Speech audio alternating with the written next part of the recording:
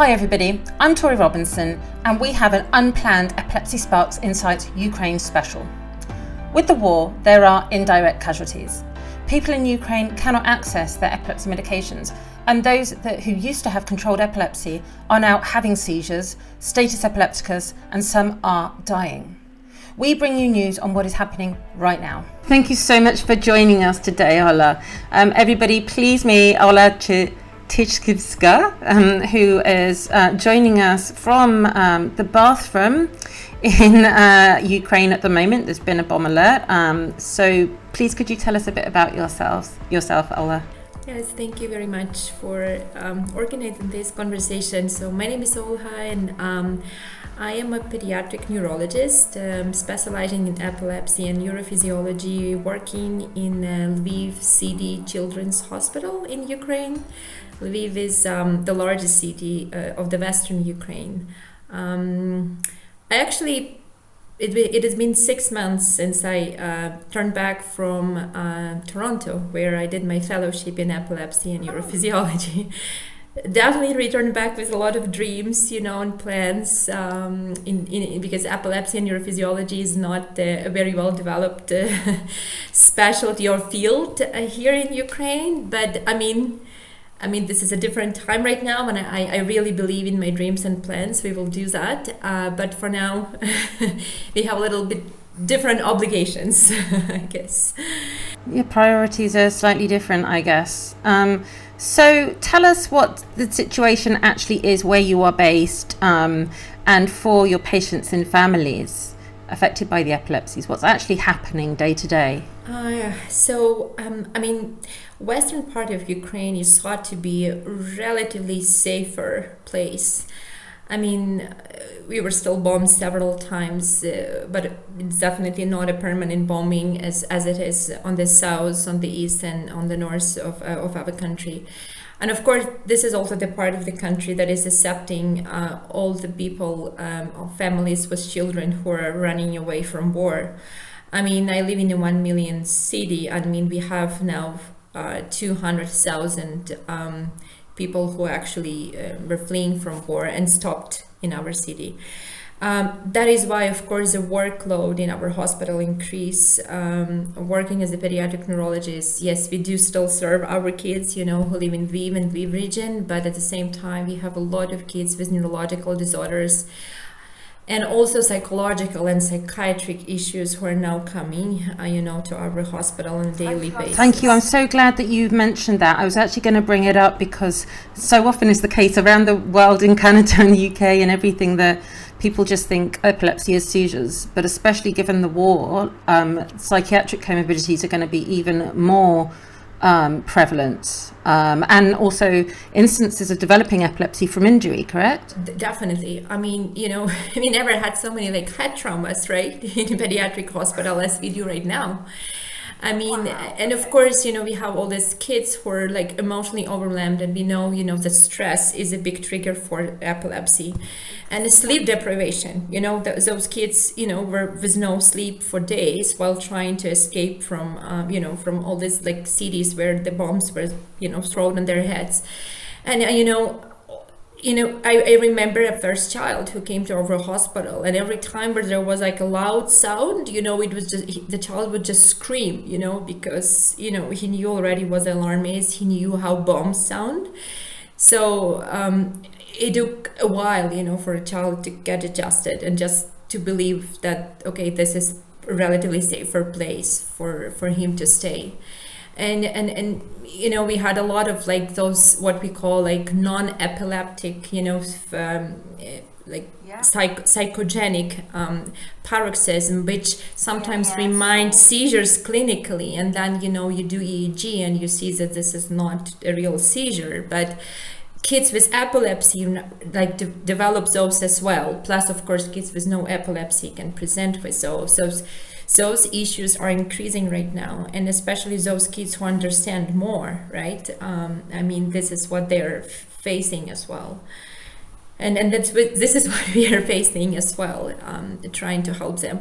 I just wish, because even though we don't have, as I said, as many bombs, but we do have alarms, all the time, sometimes several times a day, when they have to go to the basement. And this is like another reminder of them, of what they actually went through already in the cities where they came from. So I just sometimes looking at them, I just wish, we could, we could, preserve them from this. But unfortunately, this is what is happening right now. And some of them come with a bag, and they still have some stuff there. But some of them are running away, in one pair of pants and one T-shirt. And I mean, no food, no water. So sometimes we really start from, feeding them and making sure that, they are clean, fed, and then, of course, we start taking care of their other health issues. So.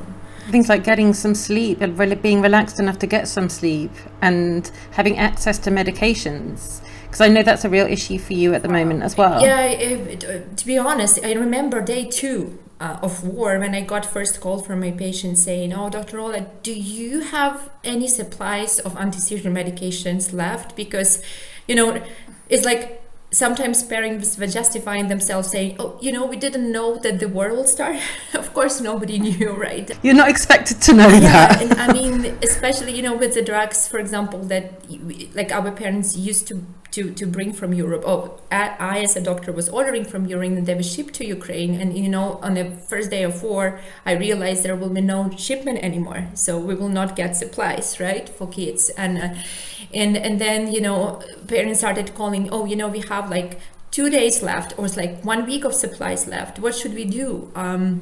And then, this was probably the start of our volunteering work, because basically what I do besides being a doctor in the hospital, I really try to work on gathering anti-seizure medications from different parts of the world, brings them to my city, Lviv, and then we have this little, what we call office or hub, or I don't know what's a good name for that, where me and my colleagues are gathering every 3 minutes after work, before work, or on weekends, trying, to bring those drugs, to sort them out, and then, to pack those drugs and send them to different parts of Ukraine based on the needs of kids. We actually created a special registry with the help of colleagues from different parts of Ukraine. So we have over 2,000 kids in the registry.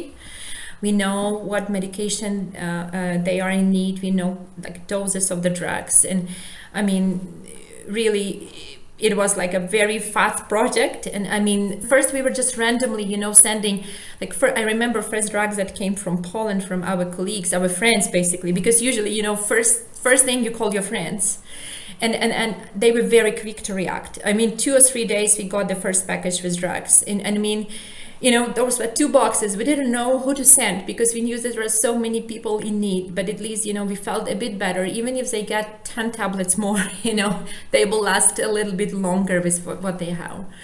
Because another issue, parents, we started saying, parents, maybe let's decrease a dose of anti-seizure medication just a little, so we can have drug supply for a little bit longer. And sometimes we would have these desperate calls. Kids start seizing more, and sometimes you did have a possibility to send them rescue drugs for prolonged seizures that you would use for prolonged seizures. But we actually found out that at the end of the first week, we don't have even enough rescue drugs. So that was actually when the first time, I just sat down and cried. I remember it's almost like you're a doctor, you know what to do, but you don't have supplies. Stuff to do it. Yeah.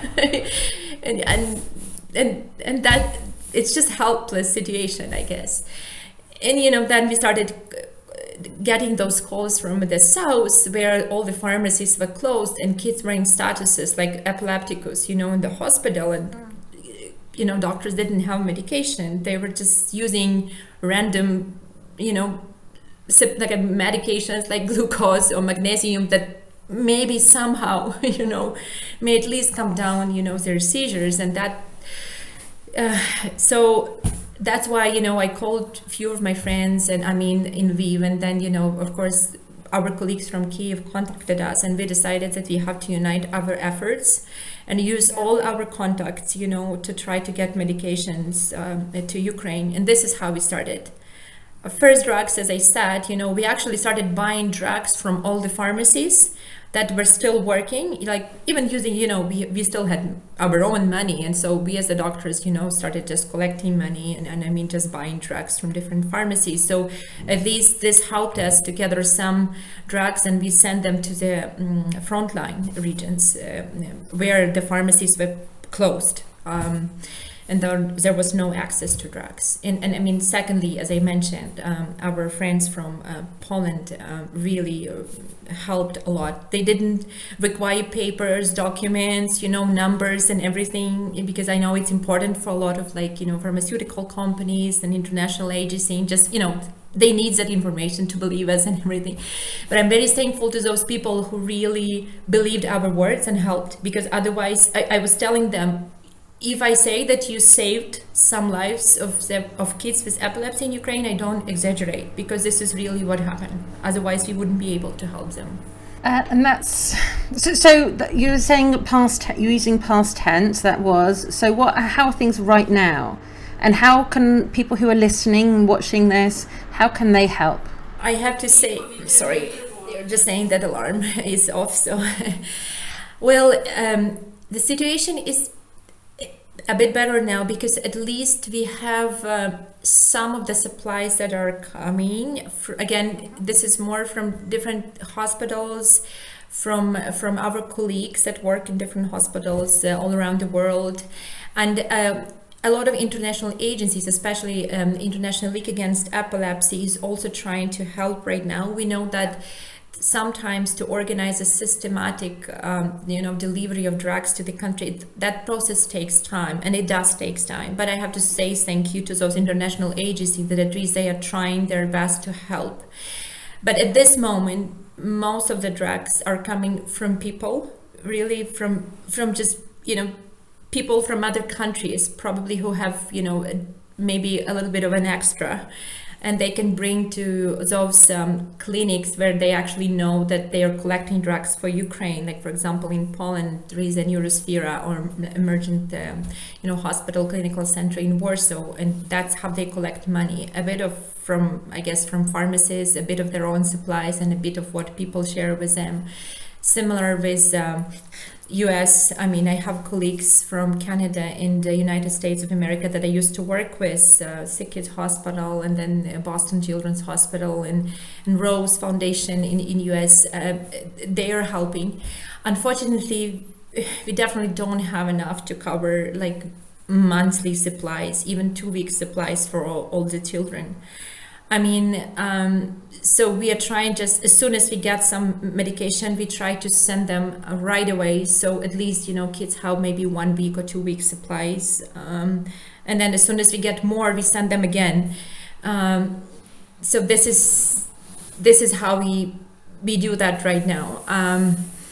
It's good that we have military convoys that are helping us, and some of those very, very brave drivers who are ready to bring the medication, to those children in a very dangerous areas in Ukraine.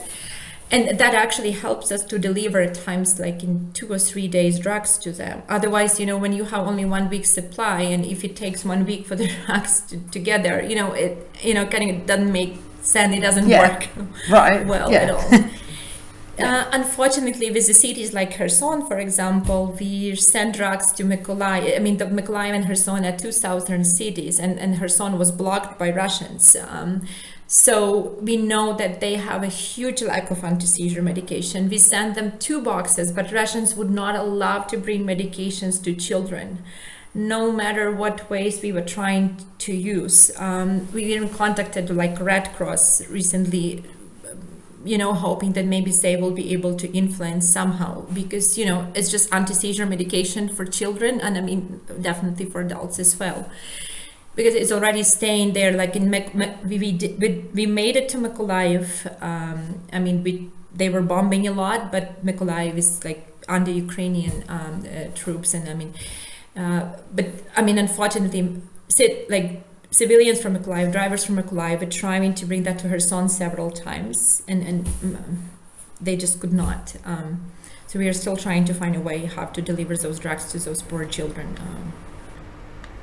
So for people that are listening to this right now and they want to do something to help, but they don't know how, like people, especially I suppose people like, so whether you be from whatever country you're in, I guess bar Ukraine, how can they help? I guess like there are some, I mean, I've got a number of links that people can click under this video, under this recording, if they want to contribute, or you know, monetarily, or how else can people help? Would it be even just like, for instance, sharing the message so that, you know, the rest of the world knows what's actually happening, and encouraging politicians to help you? Yeah, I mean, really sharing even the message is very helpful, because when we face this problem, we realize that anti-seizure drugs, unfortunately, is not a priority for governments, right? Right. I mean, which is they don't realize seizure disorder is an emergency, and I mean, and you know, it's like a heart attack almost, or can be. Yeah, definitely. And so, I mean, I know International League Against Epilepsy is doing a good work, and they are now collecting funds, you know, in order to be able to help Ukraine. So maybe this is a good way to go. I mean, at least this is like a very trusted international organization. I'll put a link down in the text, everyone, because they do have a page upon which you can just click and contribute, even if it's the smallest amount. It doesn't have to be £1,000 or euros or dollars. Just the cost of a coffee would just really help. Yeah, because honestly I remember, you know, on this second or third week, I think we would get this boxes of anti-seizure drugs, and they would be open, so they would not be full, and we were just counting each tablet, you know, because we knew that this tablet will make a difference for someone who is on the Sound of North. And we knew this is probably from people who were using those drugs, and maybe those drugs were not needed, or maybe, you know, they changed to another drug. But we were so thankful, even, you know, for those not brand new drugs, you know, even if there were half of a box, you know, I mean, this is like really, literally, we were counting each tablet, trying to put that information in our Google sheet, you know, so, and, you know. And also for people who aren't overly familiar with the epilepsies, by any chance, if you're watching this and you're not, then great, welcome. Last week I went out to a symposium, a conference, and I was excited, and I was really tired, I couldn't sleep, and I hardly ever do this, but I forgot my medications that morning. And just so you know as well, anyone who's not familiar, I've also even had brain surgery for my epilepsy, but I still need those drugs. And that evening, because I was out all day, I had an aura, or a type of focal seizure, and I'm thinking, no, oh my God, please, no. And that's just me forgetting one dosage of my drugs. And that's in a safe place, in a country that's not currently at war. And so, you know, if I felt that and I didn't have my drugs for longer, personally, I know that would be really dangerous. Well, what's it like for, you know, the little kids and adults your side in Ukraine? Often people have complete refractory epilepsy anyway, and just missing one is guaranteed to bring on seizures, or even a cluster or status epilepticus. So it's really, really important that we just, you know, help you as we can. And for people who aren't able to help financially, it's absolutely fine. Please just share this message and make sure that, you know, that people are just around the corner from us. You're one flight away from us, you know, that you're not forgotten. And that also, and this hasn't been said, but that doctors, nurses, clinicians of all types, such as Ola, are putting in so much each and every day. Like Ola's just been talking about the voluntary work she's doing on her days off, whilst being a mum and a wife and a neurologist and a neurophysiologist. And we really so appreciate you. Thank you so much. Oh, thank you for your support. It's a great motivation for us, you know, to believe that the day of the victory is coming, and we will be free, you know. And our kids, you know, will have the best care, I mean, that they definitely deserve, as every child in this world. To help save the lives of the people in Ukraine, please put pressure on your politicians and pharma companies. Tell them that Ukraine, just a few hours travel from us, needs anti-seizure medications yesterday and that they must provide them. See links to people in the recording in the text below and on the website torierobinson.com/epilepsy-sparks insights. Thank you.